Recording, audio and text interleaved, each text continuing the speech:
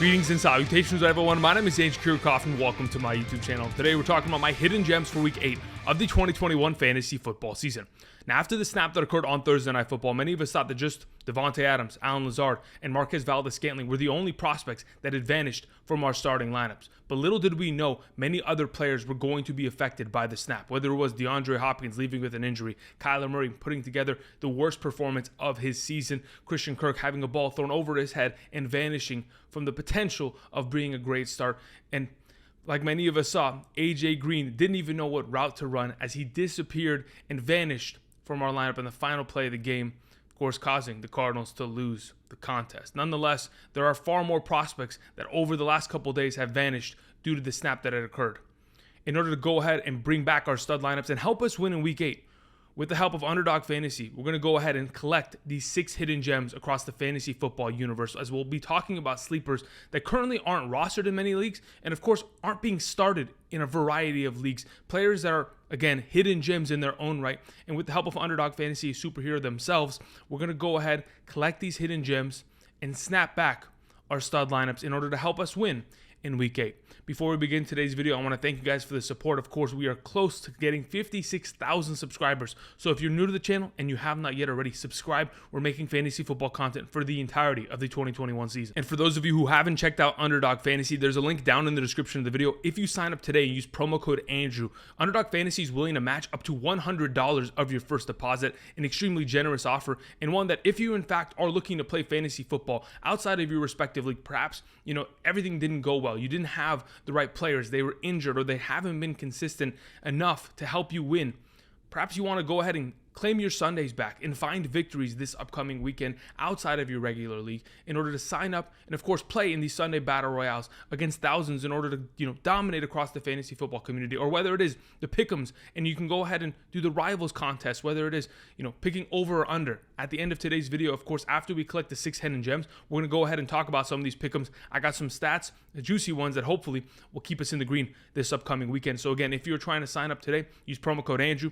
Underdog Fantasy, again, is willing to match up to $100 of your first deposit, something that I wish I had a chance to potentially go after when I was first signing up, but nonetheless, go ahead and take advantage of that today. Now that we've covered all that, let's go ahead and let's talk about the 6 hidden gems across the multiverse, beginning with the Power Stone. Instead of decimating Xandar, we are going to travel to Philadelphia in order to, collect the Power Stone.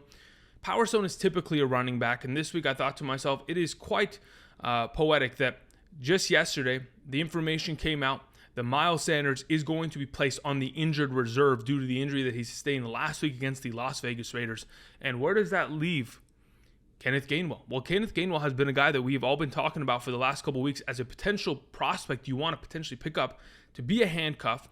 But a lot of us didn't anticipate an injury and an injured reserve stint from Miles Sanders. But nonetheless, if you had the privilege of picking up Kenneth Gainwell this last week, who is currently only being started in 37% of leagues going into this upcoming weekend's matchups, as he has one of the best matchups at the running back position going into the week. Now, last week against the Las Vegas Raiders, he didn't have the greatest overall performance, but was able to score his 3rd touchdown of the season. I mean, outside of Boston Scott scoring in the second half of that game, no other running back prior to then from weeks 1 through 7 had scored a touchdown outside of Kenneth Gainwell. He's coming off a week in which he only had 5 rushing attempts for 20 yards, but 8 targets leading to 4 receptions, 41 yards, and a touchdown for 12.1 half PPR fantasy points. Now, when I look at his potential and what we could see this week, again, like I mentioned, the Detroit Lions have given up some of the most points to opposing running backs. In fact, thus far this season, they've been giving up in a half PPR scoring format 26.4 fantasy points per week to opposing running backs. Just to talk about some of the performances that they've given up, it's just an unbelievable number. Elijah Mitchell in week 1 had himself 16.4 fantasy points. Aaron Jones in week 2, 38.5. David Montgomery with 22.6, along with Damian Williams in that same game putting up 14 fantasy points. Alexander Madison, 22.8 points. Joe Mixon, 23.8 points. And of course, Chris Evans in that same game, the backup running back for the Cincinnati Bengals, 14.2 points. As an entire whole, the Detroit Lions have struggled heavily over the last couple seasons against opposing running backs, and I don't think that's stopping anytime soon. When we look at what Kenneth Gainwell has to offer, not only is he a guy that could run the ball up the middle and score touchdowns, of course, he's going to get himself heavily involved in the passing game as he has all season long. And of course, Sanders missing some time is going to be devastating for some of our teams, but if in fact you could pick up Kenneth Gainwell and start him this upcoming week in such an advantageous matchup, in a matchup in which perhaps this should be a higher scoring game because both of these defenses aren't great and will be giving up points to opposing offenses, I think we have a great chance here. On top of that, the Detroit Lions this season have given up the most touchdowns to opposing running backs this season, 6 on the ground and 6 through the air. And yes, the conversation of topic regarding maybe Boston Scott and or even Jordan Howard being implemented in this offense may be something of a topic as of the last couple days. But let's just put it in perspective. Jordan Howard was on the practice squad. So he was only practicing for the team and mainly running the scout team. Not only that, Boston Scott from weeks 1 through 6 had only played a total of 4 snaps. That in itself kind of gives me more confidence that Kenneth Gainwell is going to be the starting running back for this team and the Power Stone going into week 8 of the fantasy football season. As we move on from the Power Stone, we go to collect the Space Stone in the form of Jameis Winston. Now, let me just hear me out. As of this current moment in time, Jameis Winston is only being started in 14% of leagues, and perhaps he deserves to be so. I mean, the fact of the matter is Jameis Winston has not played extremely well this season. Yes, there have been some games that he has played well because his touchdown total has been up there, but nothing really points to the fact, especially after that Monday night game against the Seattle Seahawks, that he's going to have an explosion of a performance. But with that said, I do want to make it a point that a lot of quarterbacks have succeeded against this defense because their secondary has been hurt for the majority of this season. And when we look at the performances of past quarterbacks this season alone, Prescott, 403 passing yards, 3 passing touchdowns. Matt Ryan, 300 passing yards, 2 passing touchdowns. Matthew Stafford with 343 yards, 4 passing touchdowns. Even Mac Jones with 275 passing yards, 2 passing touchdowns. Jacoby Brissett with 275 and 2. We saw Jalen Hurts had a very lackluster performance on that Thursday Night Football game, 115 passing yards, but was able to get himself 1 passing touchdown and 2 rushing touchdowns. The worst performance of all of them, of course, comes from this last week where poor Justin Fields, the rookie, unfortunately, turned over the ball 5 times against that Tampa Bay defense. Nonetheless, when I think of Jameis Winston going into this upcoming week's matchup, yes, it's an advantageous matchup to say the very least, but it is a revenge game nonetheless. And when I think of the potential of a Space Stone, I think, well, a revenge game could lift and elevate Jameis Winston's potential to the next level. And that's what I'm hoping is potentially going to happen. Now, there are some possibilities where Jameis Winston goes up against his former team in Tampa Bay and completely is crushed and has no opportunity. But, I mean, the last couple times that the New Orleans Saints have taken on the Tampa Bay Buccaneers, these have been relatively closer games. They're division rivals. They know each other front and back. And I think this is going to be far more competitive than a lot of people think. Again, when a divisional team, and especially a rival team in a revenge game, goes against their former team, you know, the New Orleans Saints are going to rally around Jameis Winston. They're going to do everything they could possibly do to help him win against his former team and get a little bit of revenge for, of course, dropping him for Tom Brady. Obviously, that decision was vindicated last season, but nonetheless, I think Jameis Winston, the revenge game, as our Space Stone, is a fantastic option. For those of you, again, perhaps with a situation that you don't know who to start and you need a streaming option. Moving on to Samaje Perine, because the reality of the situation in the ether for this week is the Bengals running back. Now, I wanted to go ahead and kind of explain to you the reality of the current situation for the Bengals. Besides Chris Evans, the third string running back, being out, that leaves Samaje Perine and Joe Mixon as the 1-2 combo this week. Now, on top of that, Samaje Perine's only being started in 3% of Yahoo leagues as of this current moment in time. He's coming off of back-to-back performances of 14 fantasy points and 16.3 fantasy points.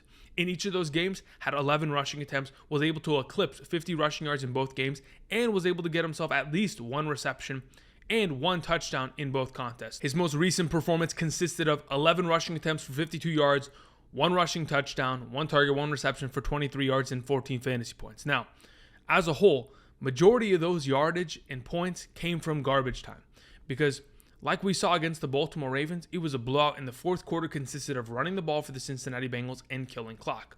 Now they take on the New York Jets, and without Chris Evans in the lineup, we have a possibility in which Joe Mixon and, of course, Joe Burrow don't have to really utilize their skills in the second half, especially in the fourth quarter, and they may be wanting to kill the clock. And if that's going to be the case, well, they've come to the right matchup because the New York Jets are giving up, in fact, the most points to opposing running backs thus far this season on average, with 33.35 points to opposing running backs on a weekly basis.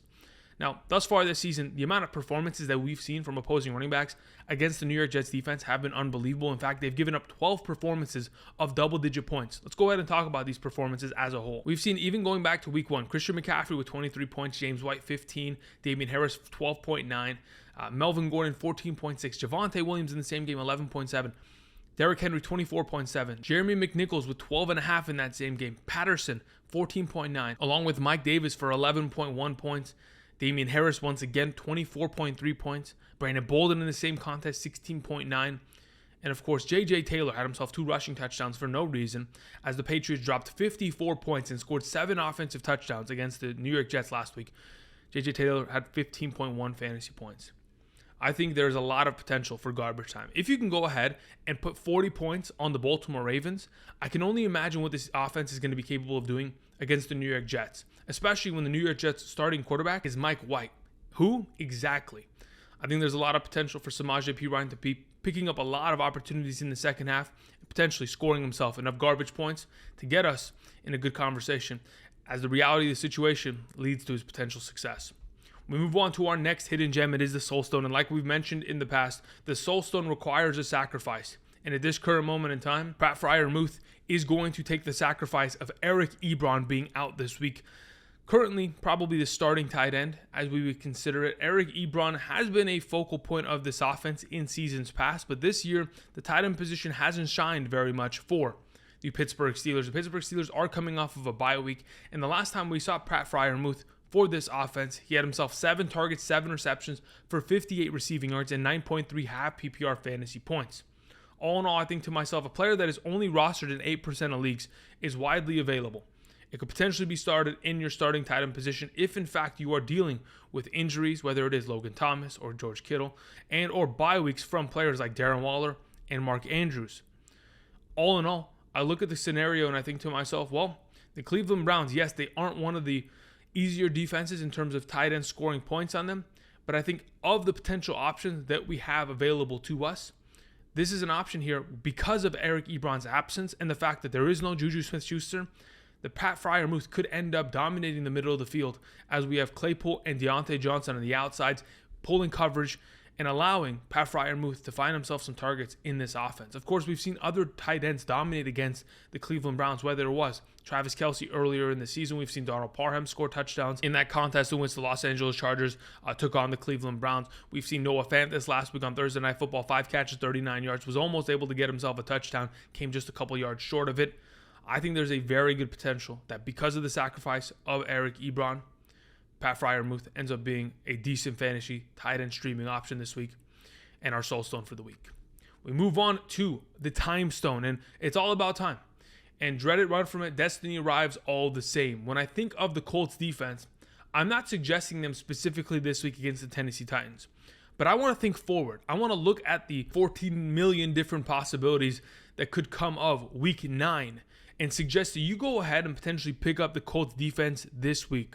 Couple statistics that I wanted to mention. As of this current moment in time, yes, the Colts are widely available in fantasy football, but a lot of people don't really put much respect on their name, despite the fact that they're currently the number 5 defense in fantasy football in terms of total fantasy points scored with 59. On top of that, in the last 2 weeks, week 6, they put up 15 fantasy points as they had only 3 points allowed, 2 sacks, 2 interceptions, 1 fumble recovery. And in week 7, had themselves 11 fantasy points with 18 points allowed, 2 sacks, 2 interceptions, 2 fumble recoveries. There is a lot of potential to be had with this defense.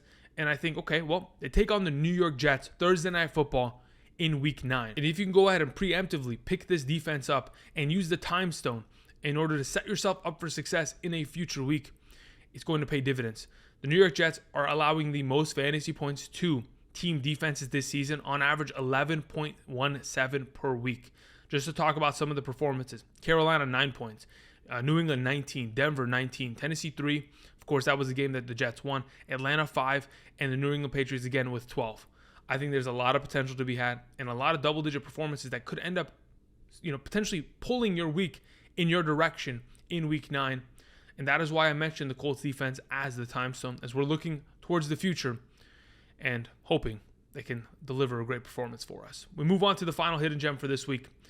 It is Brandon Bolden. Last week I had Rhamondre Stevenson as a hidden gem, and unfortunately Rhamondre Stevenson didn't even play, was a surprise inactive in that game. But nonetheless, we look at Brandon Bolden as an option because they take on the Los Angeles Chargers defense. And the Los Angeles Chargers defense, they're giving up the second most points to opposing running backs this season.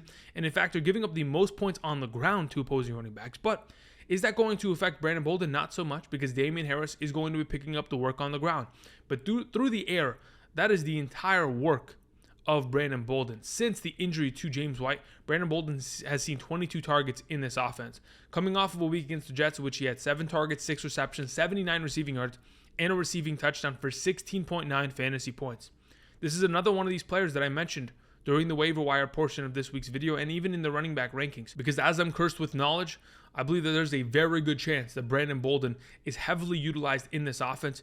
And when we look at the amount of fantasy points this defense has given up, we go back to Antonio Gibson week 1, 10.3, Pollard 21.5, Zeke 16.7, CH 15.9, Jacobs 8.2, Chubb 23.5, with Hunt going for 23.4 fantasy points against this Los Angeles Chargers defense. Latavius Murray, of course, Devontae Freeman, and Le'Veon Bell all scored in that Week 6 contest against this defense. There is a lot of potential to be had with a Brandon Bolden. Assuming, again, Rhamondre Stevenson is still on that bubble and is not going to be utilized again, there's a very good chance that this is more of a competitive matchup. And you may be thinking, well, Brandon Bolden maybe got all of his statistics from garbage time last week, Andrew. In fact, the majority of his stats and his receiving touchdown came from the first half of that game. And he relatively disappeared in the second half as they were killing clock. Just want to go ahead and put it in perspective. I think Brandon Bolden, as this week's Mindstone, is a very advantageous full PPR play as a guy that is going to be dominating in the receiving game and finding himself a lot of value in a relatively higher scoring matchup, as the Patriots may have to compete and catch up to the Los Angeles Chargers. May give Brandon Bolden a lot of potential value this upcoming week.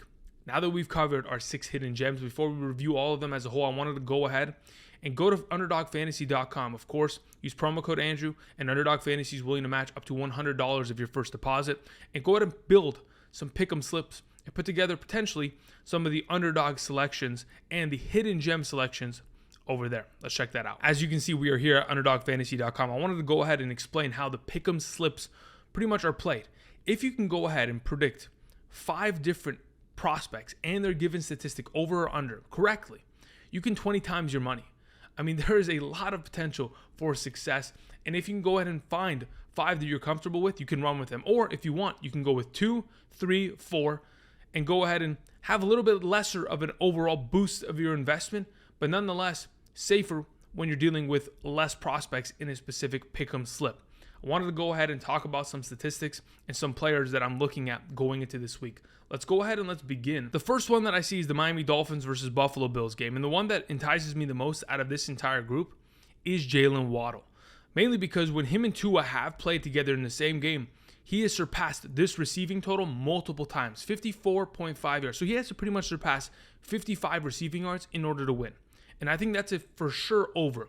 Now, the reason why I believe that's going to be the case is because, again, in the 3 contests that him and Tua have played together, he has surpassed 61 yards, 70 yards, and 83 yards in those 3 contests. Now, I understand it's the Buffalo Bills, but the way to beat the Buffalo Bills and the way to find success against the Buffalo Bills is as such. As you can see on screen, this is the entire route tree that A.J. Brown ran against the Buffalo Bills in Week 6. The last time that we saw the Buffalo Bills play, of course, prior to their bye week. As you can see, it's all short routage and it's all stuff over the middle. This is exactly what a slot receiver like Jalen Waddle is capable of doing, and that's typically his route tree. And if you can find this much success, 7 catches, 91 yards from a guy like A.J. Brown, why not with the number 1 receiver of this Miami Dolphins offense? I know Mike Gesicki's getting a lot of touches. And of course, Devontae Parker returns to the lineup this upcoming week. Myles Gaskin has been improving, a little bit inconsistent, but still there. I still think Jalen Waddle, very capable of surpassing this number, and that is why I wanted to suggest it. Nonetheless, I'm going to bring down the A.J. Brown statistics and move on. If you see me looking up, it's mainly because I'm looking at the statistics. Either way, as we kind of progress down, there are some numbers here that I like. Cole Beasley or Emmanuel Sanders over on the receiving yards, those are always possibilities and things that you might want to go at and go after. Perhaps going after Devin Singletary or a Zach Moss in terms of rushing yards or total receiving and rushing yards, because if in fact this is going to be a blowout, that they're going to be killing the clock and running it in the second half against one of the worst run-stopping defenses in the National Football League. And as we continue to scroll down, we're seeing there's a lot of potential options. There are guys like Ian Thomas, Tommy Tremble that really aren't fantasy prospects that we play on a weekly basis, but you could go ahead and maybe put it all on the line and see what they're able to produce for your team. There are other options here like Kyle Pitts over the receiving yard total. I mean, coming off of back-to-back weeks of over 100 receiving yards, takes on the Carolina Panthers. Yes, they are a relatively good defense, but maybe an option that you want to go ahead and take advantage of. Deontay Johnson over the 68 receiving yard mark. Not one that I'm actually mad at. I think that's a really good number overall. I think Jarvis Landry over 46 receiving yards is very capable. But let's go ahead. Let me scroll down here and let's look at a couple things here. Jamar Chase, over under a receiving touchdown, 0.5. He just has to score a receiving touchdown. I'll take that. I will take that. Though it is not something that typically I see here in terms of the pick'ems, anytime I see an over under on a touchdown, I will take it. I'm feeling confident about Jamar Chase taking on the New York Jets. When we scroll down here, Michael Carter receiving yards. I mean, let's look at it. Michael Carter in the last 2 weeks has gotten a great amount of receiving yards, and especially with Mike White at the quarterback position, who will be the starter for this week against the Cincinnati Bengals. He is, of course, going to be dumping it off as Michael Carter and Ty Johnson had a lot of work in the receiving game. I think that's a potential over, but we'll come back if, in fact, I'm not able to fill my entire block with other picks. As we continue to scroll down, there are other good ones. Michael Pittman on the over 65 receiving yards, not a bad option. As we continue to scroll, I wanted to go ahead and point out a couple plays that I found that may be decent. Okay, so let's go ahead and let's, where is the list? Okay, here we go. So Marquise Goodwin, over 11 receiving yards. Is it possible? Yes. Is it very unlikely? There's a possibility of that because this season alone, he has seen a target in every single game, but he has only succeeded over this number 4 out of the 7 games. He plays against his former team in the San Francisco 49ers. There's a possibility that he's capable of surpassing that. Let's continue on. As we look down the list, yes, I'm continuing to scroll because, yes, there are a lot of plays. Let's look at Mike Evans, 69.5 receiving yards. In fact, that number has decreased from yesterday when I was looking at these stats. Mike Evans has only been able to surpass 70 receiving yards in 3 out of those 13 games. In fact, in the last 5 games against the New Orleans Saints, he has failed in every single one of those contests to surpass 70 receiving yards. That could be a sneaky under that we want to go after. I really do like Teddy Bridgewater on the over on the passing. I'll talk about it exactly right now. Let's go ahead and look at these stats. Teddy Bridgewater this season, outside of the game that he left against the Baltimore Ravens and he was injured against the Cleveland Browns on a short week, he's been able to put up 343, 388, 328, and 264 passing yards. There's also another game there in which they were winning 26-0 against the Jets. He didn't have to throw the ball in the second half. On top of that, this season alone, the Washington football team has given up over 251 passing yards in all but one game. The only quarterback that wasn't able to do it, Daniel Jones. Outside of that, I feel pretty confident in Teddy Bridgewater on the over there. I look at Taylor Heineke and the 22.5 over rushing yards. That is not a bad option either, as Taylor Heineke this season has found himself more and more of a running quarterback. This last week, 95 rushing yards, 20 off designed runs, so that's 75 off of scrambling yards. He's continuing to extend plays with his legs. In fact, in 3 out of the last 4 weeks, he has surpassed 22.5 or 23 rushing yards as he's put up 95, 40, and 43 in 3 out of the last 4 weeks. Not bad at all. And I think the final option I want to go ahead and potentially put together here is Damian Harris over 73.5 rushing yards, mainly because the Los Angeles Chargers, like I talked about with Brandon Bolden, cannot stop the run. They have been one of the teams that just they can't get the job done. And on top of it, outside of Derrick Henry and Jonathan Taylor, the next most 100-yard rushing games in the National Football League this season belongs to Damian Harris. He has 3 of them. He's been able to run for over 100 yards in 3 contests. And we're talking about the Los Angeles Chargers that are giving up the 7th most rushing yards to opposing running backs this season. Of course, we've seen running backs like, Nick Chubb, 161 against them. Hunt in that same game, 61. We saw CH go for over 100. Pollard go for over 100. Gibson go for 90 rushing yards. Zeke in the same game as Pollard went for 71 rushing yards. Of course, Josh Jacobs didn't find much success with only 40 rushing yards, but they didn't have a single first down in the first half of that game.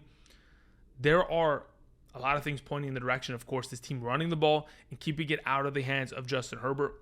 Just wanted to throw it out there as an option. So now that we've kind of put together a little bit of a slip here, I want to go ahead, scroll up here, and go ahead and just run it with a $5 bet, see if I can 20 times my money. there are a lot of options in this entire grand scheme. And there's a lot of options even in the rivals section. If you go to the rivals up here, as you can see, they're pitting two players against one another. Who is going to run for more yardage? Sam Darnold or Matt Ryan with an additional 9 yards? Who's going to have more receptions? Singletary or Zach Moss straight up even? Who's going to have more receiving yards? Robbie Anderson or Kyle Pitts? I think this is Kyle Pitts, and it's not even close. I mean, I don't really have to think about it that much, right? Robbie Anderson, I mean, he can't catch for anything. Okay, let's talk about some of these other stats. Okay, this is the first time I'm looking at this, by the way. I'm just trying to let's see here. Najee Harris getting 21.5 rushing yards. That's an interesting stat. Jarvis Landry, okay, not bad. Interceptions, who's going to have more if you already give Joe Burrow 1? Mike White with none. I mean, that's very intriguing as well. Receiving yards, A.J. Brown or Michael Pittman. Rushing yards, we're giving Jonathan Taylor a bunch. I like Elijah Mitchell versus Herbert. I'll take Herbert he's getting 8 yards. And, I mean, as of late, 100 rushing yards, 97, 75. He is able to move and find a lot of success there. I mean, and even if you want, for example, you can take these rivals and add a potential, Jalen Waddle to it. Or you can go to the NBA and look at tonight's games and think to yourself, well, you know what? Actually, Dennis Schroeder has been over 15.5 points every single game in the last 3 games this season for the Boston Celtics. I want to throw this in there, put together a quick parlay, send it, try to 10 times my money. This is the entire concept. There's a lot of fun to be had, and there's a lot. I mean, I'm telling you, a lot of pick'ems up for grabs. Hopefully you guys take advantage of it. Use promo code Andrew. Underdog's willing to match up to $100 of your first deposit if you sign up today using promo code Andrew. Thank you very much. Let's go ahead and return, and let's finish off by talking about the 6 hidden gems and snapping our lineups back to what they used to be. These are our 6 hidden gems for Week 8 of the 2021 fantasy football season. Again, Jameis Winston, Brandon Bolden, the Colts defense for Week 9. Of course, Pat Freiermuth, Kenneth Gainwell, and Samaje Perine. Now that we've collected them and completed the fantasy football gauntlet, I want to thank you guys for supporting. And of course, check out Underdog Fantasy. And until next time, tomorrow morning, 8 a.m. to 10 a.m. Pacific Standard Time, live streaming kickoff with Kickoff. I'll see you guys. Peace.